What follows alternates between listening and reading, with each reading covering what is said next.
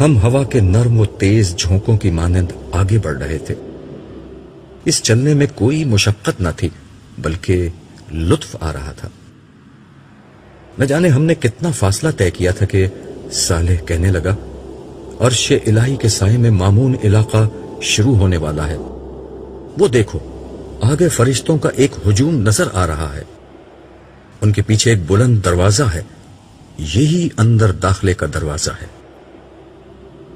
میں نے صالح کے کہنے پر سامنے غور سے دیکھا تو واقعی فرشتے اور ان کے پیچھے ایک دروازہ نظر آیا، مگر یہ عجیب دروازہ تھا جو کسی دیوار کے بغیر قائم تھا، یا شاید دیوار غیر مرئی تھی، کیونکہ دروازے کے ساتھ پیچھے کی سمت کچھ نظر نہیں آ رہا تھا.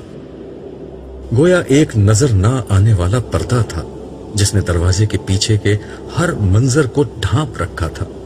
تاہم اس کی بات سنتے ہی میرے قدم تیز ہو گئے اور فاصلہ تیزی سے گھٹنے لگا. دروازہ ابھی دور ہی تھا مگر فرشتے واضح طور پر نظر آنے لگے تھے.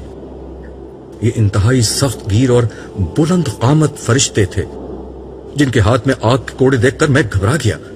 میں نے صالح کا ہاتھ مضبوطی سے پکڑ کر اسے روکتے ہوئے کہا، تم غالباً غلط سمت جا رہے ہو، یہ تو عذاب کے فرشتے لگتے ہیں. چلتے رہو، اس نے رکے بغیر جواب دیا. ناچار مجھے بھی اس کے پیچھے جانا پڑا.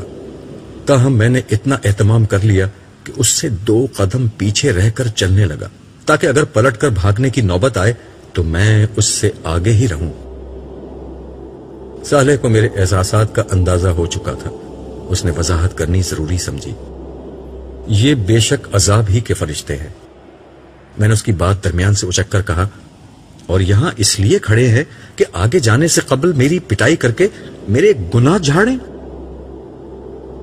وہ میری بات سن کر بے اختیار ہنسنے لگا اور بولا، دیکھو، اگر پٹائی ہونی ہے تو تمہارا بھاگنا مفید ثابت نہیں ہوگا. کوئی شخص ان فرشتوں کی رفتار اور طاقت کا مقابلہ نہیں کر سکتا. ویسے تمہاری اطلاع کے لیے عرض ہے کہ یہ تمہارے لیے یہاں نہیں کھڑے ہیں بلکہ یہ اس لیے کھڑے ہیں کہ خدا کا کوئی مجرم اگر اس سمت آنے کی کوشش کرے تو اسے اتنا مارے کہ وہ دوبارہ اس طرف آنے کی ہمت نہ کرے. ہمارے قریب پہنچنے سے قبل ہی انہوں نے 2 حصوں میں بٹ کر ہمارے لیے ایک راستہ بنا دیا. از راہ عنایت انہوں نے یہ اہتمام بھی کر دیا کہ کوڑوں کو اپنے پیچھے کر لیا. میرا خیال تھا کہ وہ ہمیں دیکھ کر مسکرائیں گے اور اظہار مسرت کریں گے، مگر کوشش کے باوجود ان کے چہروں پر کوئی مسکراہٹ تلاش نہ کر سکا. صالح کہنے لگا، ان کی موجودگی کا ایک مقصد تمہیں اللہ کی اس نعمت کا احساس دلانا ہے کہ کس قسم کے فرشتوں سے تمہیں بچا لیا گیا.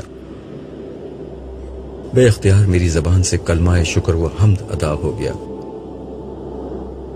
ان کے بیچ سے گزر کر ہم دروازے کے قریب پہنچے تو وہ خود بخود کھل گیا. اس کے کھلتے ہی میری نظروں کے سامنے ایک پرفضا مقام آ گیا. یہاں سے وہ علاقہ شروع ہو رہا تھا جہاں عرش الہی کی رحمتیں سایہ فگن تھیں. روح تک اتر جانے والی ٹھنڈی ہوائیں اور محسور کن خوشبو مجھے چھونے لگی تھی. ہم دروازے سے اندر داخل ہوئے تو دیکھا کہ دور تک فرشتے قطار در قطار کھڑے تھے. ان کے چہرے بے حد دلکش تھے اور اس سے کہیں زیادہ خوبصورت مسکراہٹ ان کے چہروں پر موجود تھی. یہ ہاتھ باندھے مؤدب انداز میں کھڑے تھے. ہم جیسے ہی ان کے بیچ سے گزرے، دعا و سلام اور خوش آمدید کے الفاظ سے ہمارا خیر مقدم شروع ہو گیا. ان کے رویے اور الفاظ کی تاثیر میری روح کی گہرائیوں میں اتر رہی تھی اور ان کے وجود سے اٹھنے والی خوشبوئیں میرے احساس کو سرشار کر رہی تھی. یہاں داخل ہوتے ہی مجھے یہ محسوس ہوا کہ میرے اندر کوئی غیر معمولی تبدیلی آئی ہے، لیکن اس وقت میری ساری توجہ فرشتوں اور یہاں کے دلکش ماحول کی طرف تھی. اس لیے میں زیادہ توجہ نہیں دے سکا کہ میرے ساتھ کیا ہوا ہے. میں اس کیفیت کو بس یہاں کے ماحول کا ایک اثر سمجھا. چلتے چلتے مجھے کچھ خیال آیا تو میں نے صالح کے کان میں سرگوشی کی، یار یہ تو ٹھیک ہے کہ یہ لوگ مجھے کوئی نجات یافتہ شخص مان کر میرا استقبال کر رہے ہیں، لیکن یہاں میری ذاتی واقفیت تو کوئی نہیں ہے۔ کیا یہاں تمہارا کوئی واقف ہے؟ میری بات سن کر صالح ہنستے ہوئے بولا، عبداللہ، آج ہر شخص اپنی پیشانی سے پہچانا جائے گا کہ وہ کون ہے۔ تمہیں علم نہیں، مگر تمہارا پورا تعارف تمہاری پیشانی پر درج ہے۔ تم دیکھتے جاؤ آگے کیا ہوتا ہے۔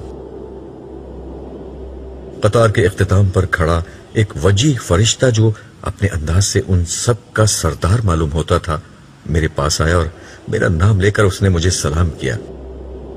میں نے سلام کا جواب دیا۔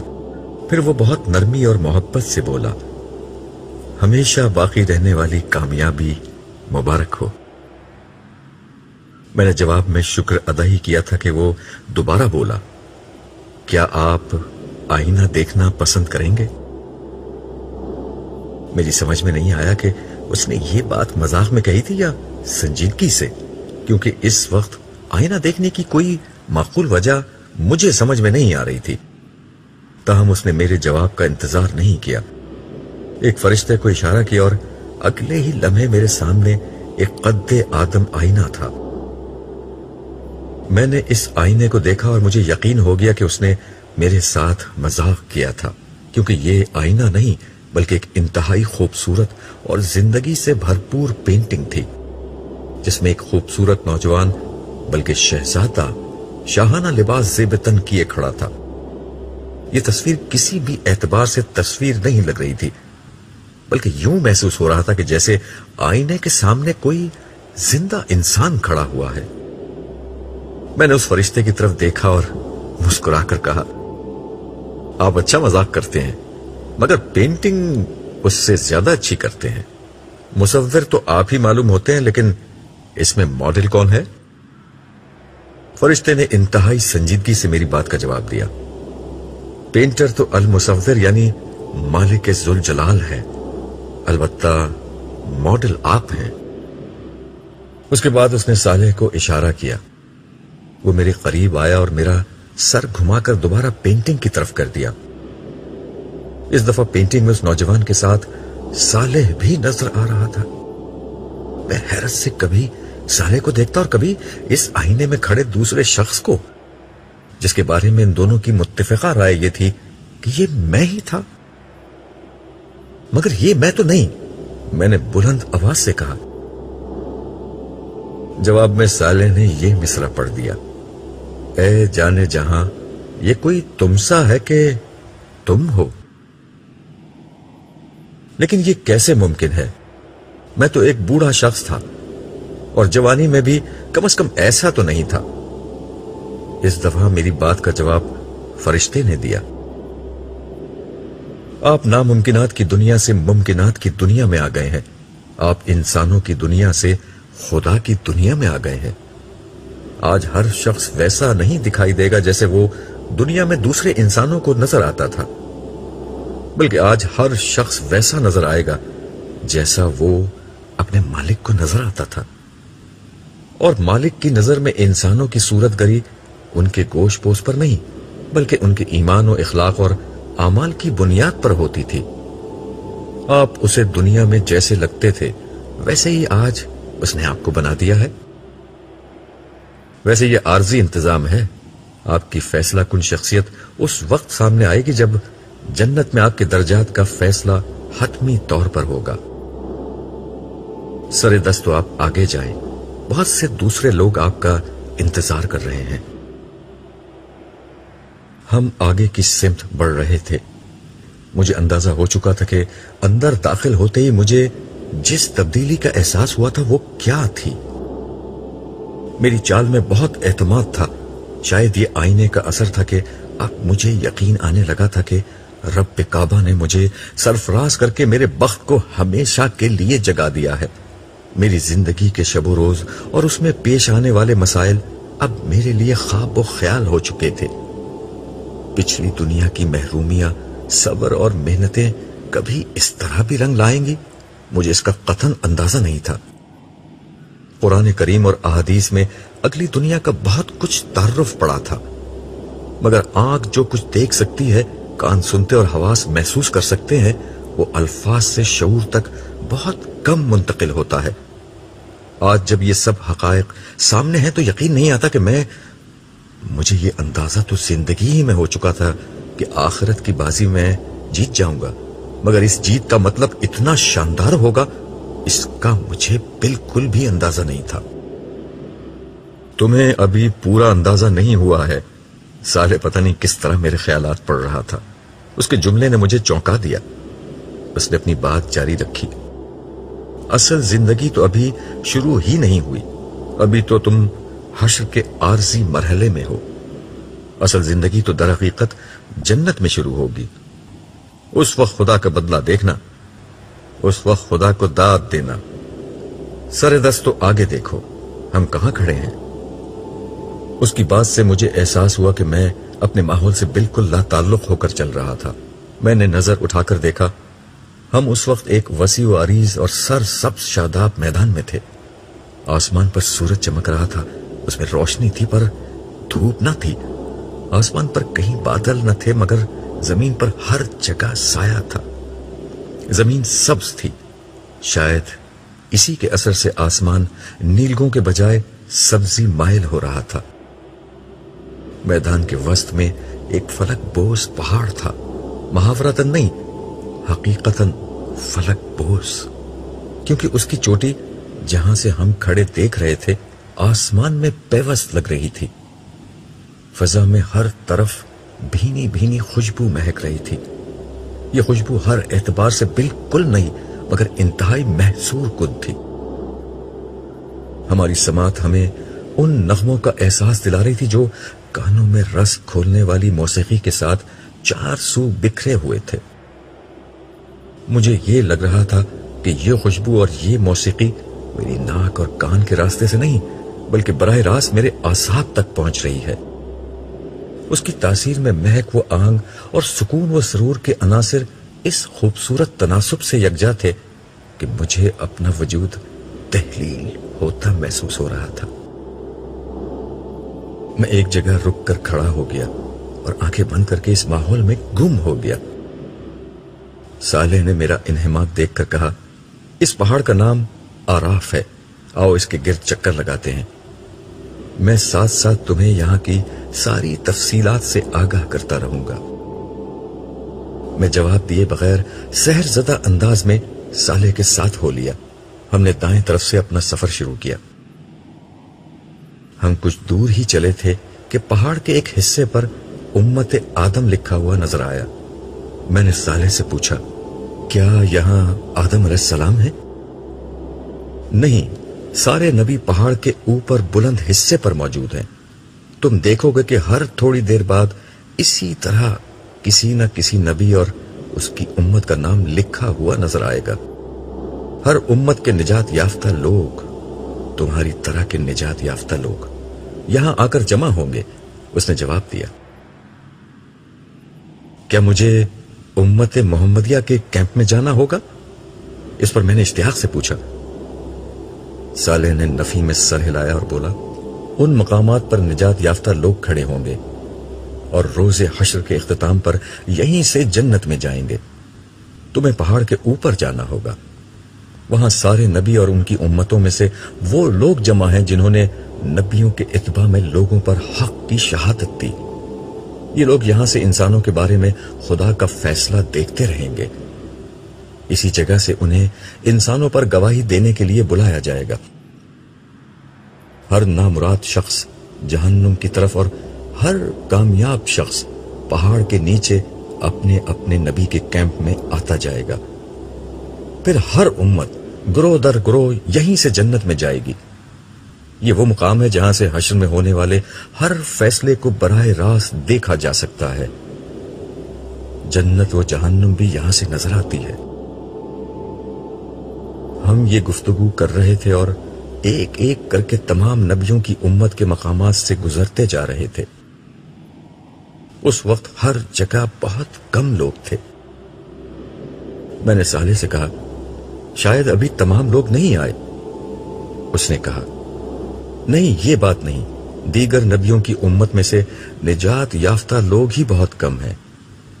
زیادہ تر لوگ بنی اسرائیل میں سے ہیں اور سب سے زیادہ امت محمدیہ میں سے. یہ دونوں کیمپ ابھی تک نہیں آئے ہیں، لیکن اس وقت تک وہاں بھی زیادہ لوگ نہیں ہیں، لیکن تھوڑی دیر میں ہو جائیں گے. آؤ اب اوپر چلتے ہیں، اس پہاڑ کا چکر تو بہت طویل ہو جائے گا. مجھے بلند مقامات پر چڑھنے کا ہمیشہ سے شوق رہا تھا، لیکن شاید یہ میری زندگی کی سب سے عجیب بلندی تھی. بظاہر بہت بلند اور آسمان تک اونچی تھی، مگر یہاں سے ہم زمین کو اس طرح دیکھ رہے تھے جیسے چند منزل ہی اوپر کھڑے ہوں. نیچے سے جو جگہ ایک چوٹی لگتی تھی وہ ایک ہموار سطح تھی. تاہم اس ہموار زمین پر تھوڑے تھوڑے فاصلے پر بلند و بالا قلعہ نما تعمیرات بنی ہوئی تھیں. ارد گرد کوئی دیوار تھی اور نہ ان میں دروازے ہی موجود تھے، اس لیے باہر سے بھی اندر کا نظارہ کیا جا سکتا تھا. میں نے صالح سے ان بلند تعمیرات کے متعلق پوچھا تو اس نے کہا، یہاں عالی شان تخت پر تاج پہنے ہوئے انتہائی باوقار ہستیاں بیٹھی ہوئی تھیں. ان کے ارد گرد اسی شان کے لوگ شاہانہ نشستوں پر بیٹھے ہوئے تھے. میں نے صالح سے ان بلند تعمیرات کے متعلق پوچھا تو اس نے کہا، یہ مختلف انبیاء کی عارضی قیام گاہیں ہیں. انہی کی بنا پر اس پہاڑ کو آراف کہا جاتا ہے. تم تو جانتے ہو کہ آراف کا مطلب بلندیوں کا مجموعہ ہے. میں نے اسبات میں سر ہلایا. وہ گفتگو کا سلسلہ جاری رکھتے ہوئے بولا، تخت پر بیٹھے ہوئے انبیاء کرام ہیں اور ان کے ارد گرد بیٹھے لوگ ان کی امت کے شہداء اور صدیقین ہیں. صدیقین وہ لوگ ہیں جنہوں نے نبیوں کی زندگی میں ان کا ساتھ دیا، اور شہداء وہ لوگ ہیں جنہوں نے انبیاء کے بعد ان کی دعوت کو آگے پہنچایا. یہ سب وہ لوگ تھے جو دنیا میں خدا کے لیے جیے اور اسی کے لیے مرے. اسی کے صلے میں یہ لوگ آج اس عزت و سرفرازی سے ہمکنار ہوئے ہیں جس کا مشاہدہ تم اس وقت کر رہے ہو. کیا یہ ممکن ہے کہ انبیاء علیہ السلام سے میری ملاقات ہو سکے؟ میں نے پوچھا. سب سے ملاقات کا وقت تو نہیں، لیکن کچھ سے ضرور مل سکتے ہو، اس نے جواب دیا، اور پھر ایک ایک کر کے خدا کے جلیل القدر پیغمبروں سے میری ملاقات کرانی شروع کی. وہ پیغمبر جو میرے لیے عظمتوں کا نشان تھے، میں ان سے مل رہا تھا. آدم، نوح، ہود، صالح، اسحاق، یعقوب، یوسف، شعیب، موسیٰ، ہارون، یونس، داؤد، سلیمان، زکریا، یحییٰ، عیسیٰ، اور سب سے بڑھ کر ابو الانبیاء سیدنا ابراہیم علیہ السلام. سب نے گلے لگا کر اور میری پیشانی پر بوسہ دے کر میرا استقبال کیا اور مجھے مبارکباد دی. ان جلیل القدر ہستیوں سے کچھ گفتگو کے بعد ہم آگے روانہ ہو گئے، مگر مجھے دوران گفتگو یہ احساس ہوا تھا کہ سب لوگ ایک نوعیت کی تفکر میں مبتلا ہیں. راستے میں صالح سے میں نے اس کی وجہ پوچھی تو وہ بولا، تمہیں نہیں معلوم اس وقت حشر کے میدان میں کیا قیامت برپا ہے. اس وقت ہر نبی پریشان ہے کہ انسانیت کا کیا ہوگا. اللہ تعالیٰ کے عذاب کی شدت اتنی زیادہ ہے کہ ان انبیاء میں سے کوئی بھی نہیں چاہتا کہ اس کی امت عذاب الہی کا سامنا کرے. وہ چاہتے ہیں کہ اللہ تعالیٰ لوگوں کو معاف کر دیں، مگر سر دست اس کا کوئی امکان نہیں. ایسی کوئی دعا کی جا سکتی ہے اور نہ اس کی اجازت ہے. لوگ سینکڑوں برس سے خوار اور خراب ہو رہے ہیں. سر دست حساب کتاب شروع ہونے کا بھی کوئی امکان نہیں ہے. سینکڑوں برس کیا مطلب؟ ہمیں تو اندر آئے ہوئے بمشکل 1-2 گھنٹے گزرے ہوں گے. میں نے چونک کر تعجب سے کہا، یہ تم سمجھ رہے ہو. آج کا دن کامیاب لوگوں کے لیے گھنٹوں کا ہے اور باہر موجود لوگوں کے لیے انتہائی سخت و مصیبت کا ایک بے حد طویل دن ہے. باہر صدیاں گزر گئی ہیں مگر تم ابھی یہ بات نہیں سمجھو گے، اس نے وضاحت کرتے ہوئے جواب دیا. میں اس کی بات کو ہضم نہیں کر سکا، مگر ظاہر ہے میں جس دنیا میں تھا وہاں सब कुछ मुमकिन था और न जाने और कितनी ताज्जुब अंगेज बातें मेरे सामने आने वाली थीं। सहाबा कराम और महाजरीन व अंसार हल्का बनाए अदब व एहतराम से बैठे थे। उम्मत मोहम्मदिया के अव्वलीन व आखरीन की भी एक बड़ी तादाद मौजूद थी। शम्माए रिसालत के इन परवानों के बीच रिसालत बाप सर झुकाए तशरीफ फरमा थे सल्लल्लाहु अलैहि वसल्लम। बज़ाहिर हर चीज बिल्कुल ठीक थी, मगर मैं महसूस कर सकता था कि यहां भी उसी नौइयत का तफक्कुर फैला हुआ था जिसे मैं पीछे देख आया था। रसूल अल्लाह सल्लल्लाहु अलैहि वसल्लम बारगाह ओहदियत में दुआ कर रहे हैं। हमें बैठकर इंतजार करना चाहिए। सालेह पिछली नशिस्तों की तरफ बढ़ते हुए बोला। हम पिछली नशिस्तों पर बैठ गए। यहां से यह अंदाजा करना मुश्किल था कि आगे क्या हो रहा है। मैंने साले से दरियाफ्त किया, यह हिसाब किताब कब शुरू होगा? मुझे क्या मालूम, किसी को भी मालूम नहीं, उसने जवाब दिया। उसकी बात सुनकर मैं खामोश हो गया और नशिस्त की पुश्त से सर टिकाकर आंखें बंद करके बैठ गया। न जाने कितना वक्त गुजरा था कि साले की आवाज मेरे कान में आई। अब्दुल्ला उठो, देखो तुमसे कौन मिलने आया है। उसकी आवाज पर मैं चौंक कर खड़ा हो गया। सामने देखा तो एक इंतहाई बावकार हस्ती मेरे सामने खड़ी थी। उनके चेहरे पर मुस्कुराहट और आंखों से मोहब्बत के आसार झलक रहे थे।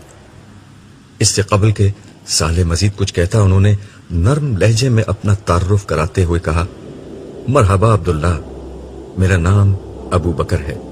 रसूलुल्लाह सल्लल्लाहु अलैहि वसल्लम की तरफ से मैं तुम्हें खुशामदीद कहता हूं। ये कहते हुए उन्होंने अपने दोनों हाथ फैला दिए। मैं पुरजोश अंदाज में उनसे बगलगीर हो गया। इसके बाद वो मुझे लोगों से जरा दूर लेकर एक नशिस्त पर जा बैठे। मैंने बैठते ही उनसे दरियाफ्त किया, मैं रसूल अल्लाह सल्लल्लाहु अलैहि वसल्लम से कब मिल सकूंगा? रसूल अल्लाह इस वक्त बारगाह इज़्ज़ी में शुक्र और दुआ में मसरूफ हैं, तुम उनसे बाद में मिल सकते हो। इस वक्त बताने की अहम बात यह है कि अल्लाह ताला की बारगाह में जनाब रिसालत माप की ये दुआ कबूल हो गई है कि लोगों का हिसाब किताब शुरू हो जाए। इस कबूलियत की घड़ी में तुमने भी एक दुआ की थी। तुम दोबारा हश्र के मैदान में जाकर वहां का अहवाल देखना चाहते थे। तुम्हें इसकी इजाजत मिल गई है। हिसाब किताब कुछ देर बाद शुरू होगा। तुम उस वक्त तक लोगों के अहवाल देख सकते हो। यह पैगाम देकर ही रसूल अल्लाह सल्लल्लाहु अलैहि वसल्लम ने मुझे तुम्हारे पास भेजा है। यह सुनकर मेरे चेहरे पर खुशी के तासुरात जाहिर हुए, जिन्हें देखकर खलीफा रसूल के चेहरे पर भी मुस्कुराहट आ गई। एक वक्फे के बाद वो दोबारा गोया हुए, बाहर बहुत सख्त माहौल है। साले अगरचे तुम्हारे साथ होगा, मगर फिर भी तुम ये पीते जाओ। ये मशरूब तुम्हें बाहर के आलाम से महफूज कर देगा। ये कहकर उन्होंने पास रखा सुनहरे रंग का जगमगाता हुआ एक गिलास मेरी सिमत बढ़ा दिया। मैंने दोनों हाथ आगे बढ़ाकर ये गिलास उनके हाथों से लिया और अपने होठों से लगा लिया। गिलास होठों से लगाते ही एक अजीब वाकया हुआ। मैं अगरचे बिल्कुल प्यासा नहीं था और ना किसी तकलीफ और बेचैनी ही में था, मगर जो तस्कीन मुझे मिली वो शायद सदियों के किसी प्यासे को भी पानी का पहला घूंट पीने पर नहीं मिलती होगी। इस मशरूब का एक घूंट हलक से उतारते ही लज्जत, सैराबी, आसूदगी, मिठास और ठंडक के अल्फाज अपने ऐसे मफाहीम के साथ मुझ पर वाजे हुए जिसका तजुर्बा मुझे तो क्या किसी दूसरे इंसान को भी कभी नहीं हुआ होगा।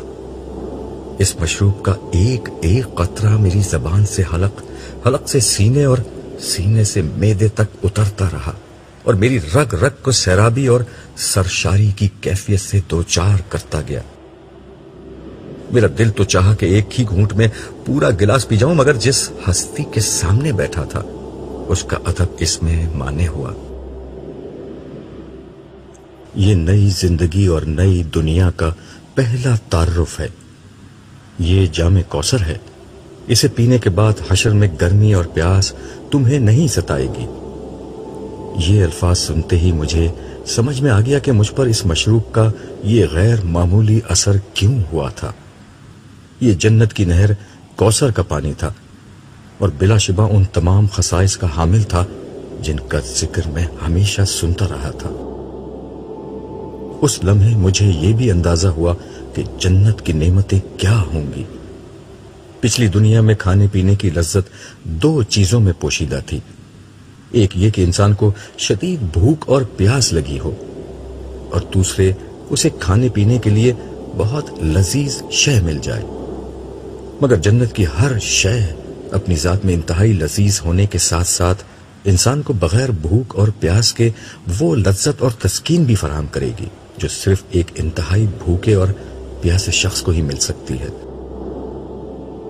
اب مجھے معلوم ہو گیا کہ جنت میں نہ بھوک ہوگی نہ پیاس، مگر اس کے باوجود انسان جتنا چاہے گا شوق سے کھائے گا، اور اس کی کوئی سیری ایسی نہیں ہوگی جو اسے گرانی اور بھاری پن میں مبتلا کر دے۔